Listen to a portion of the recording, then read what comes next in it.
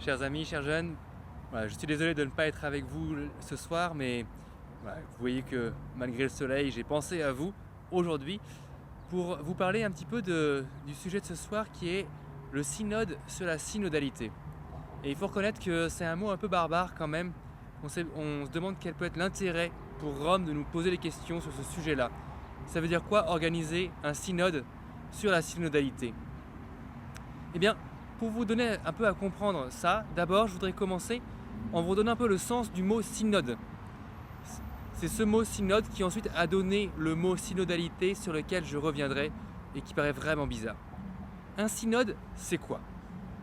Le synode, ça veut dire sun, odos, ça veut dire marcher avec, marcher ensemble. Et du coup, en fait, c'est devenu assez naturellement, au début de l'Église, un mot pour désigner ce qu'était l'Église elle-même. L'Église, c'est un ensemble de personnes qui marchent ensemble vers Dieu. C'est un ensemble de personnes qui a été touchées par Dieu et qui se mettent en route ensemble vers lui. Chacun à sa place. Donc vous voyez que synode, c'est un peu différent de troupeau, si vous voulez. On n'est pas tous pareils dans un synode. Chacun à sa place, mais tous, on marche ensemble. Tous, on a le même objectif, c'est de rejoindre Dieu, de ressembler de plus en plus au Christ qui nous appelle.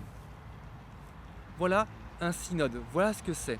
Et donc la synodalité, tout simplement, ça veut dire le fait de cheminer ensemble. Quelle est l'attitude qui nous anime pour cheminer ensemble? Donc lorsque Rome vous dit « Ok, on va faire un synode sur la synodalité », ça veut dire on va faire un rassemblement de l'Église. On va se réunir en Église pour réfléchir comment on peut être davantage ensemble.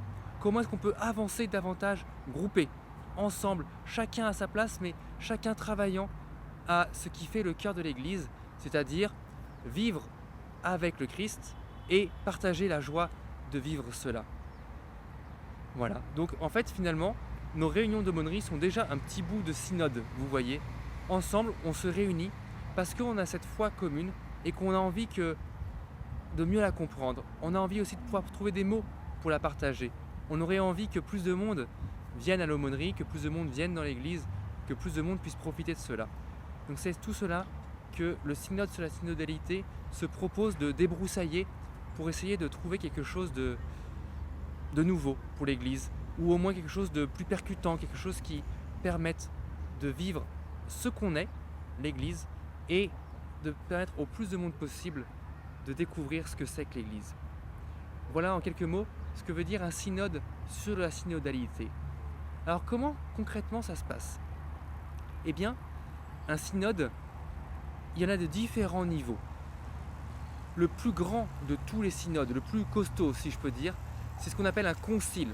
En fait, c'est exactement la même chose, sauf que synode c'est du grec et concile c'est du latin.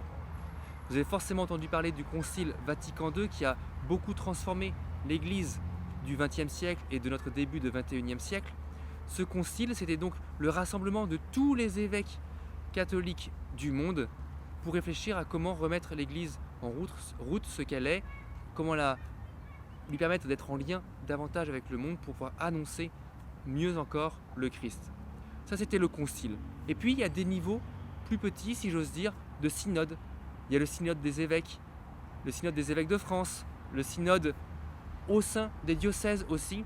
Vos parents ont peut-être connu le synode que Monseigneur Aumônier avait convoqué il y a une dizaine d'années et qui a produit plusieurs fruits dans le diocèse, comme une école pour servir l'évangélisation, comme des logements étudiants, comme etc. etc.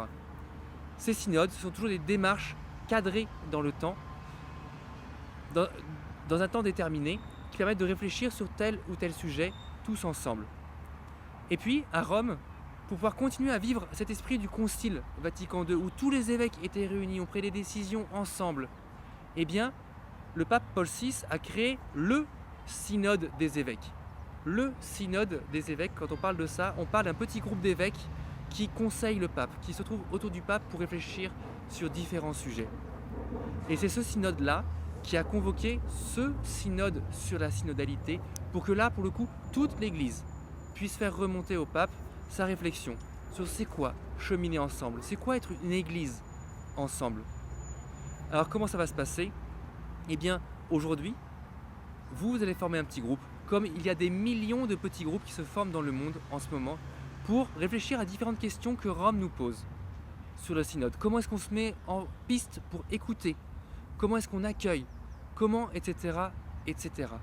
On va y réfléchir et on va faire remonter ça au diocèse qui, petit à petit, va faire remonter ça jusqu'à Rome. Et à partir de ça, le synode des évêques, le pape, vont synthétiser tout ça et produire un document qui va être notre ligne de conduite à toute l'Église pour pouvoir mieux vivre ce qu'on a fait remonter là, nos difficultés, nos aspirations, nos joies, etc. pour que l'Église soit toujours davantage un lieu réjouissant et un lieu qui attire parce que on sent que le Christ y vit. Sacré défi, voilà le vôtre ce soir. Je vous fais confiance. Merci à Blanche et à Denis d'animer cette soirée. Voilà, laissez-vous conduire par l'Esprit Saint. Surtout, je terminerai là-dessus.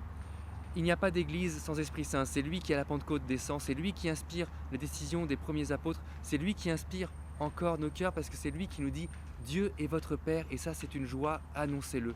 Alors voilà, avant de commencer cette soirée, je vous laisse entre les mains de l'Esprit Saint et je prie pour vous. Bonne soirée.